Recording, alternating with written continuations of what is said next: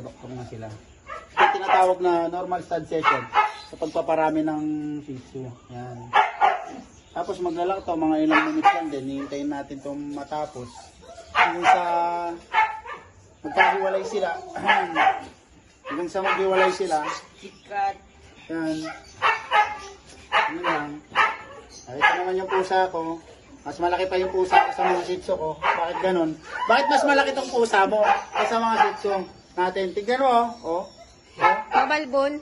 Balbon lang. So, yun. Silang naman, hintayin namin ito maghiwalay.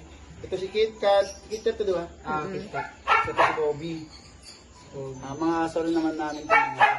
Proven na ito parehas. Marami nang naging mga nagpasta dito anak na. Kasi ito, 2 times na ito ng anak. In case na magbuntis man ito ngayon, tinahinga kasi namin ito ng almost 2 years. Bali, pangatlo pa lang niya.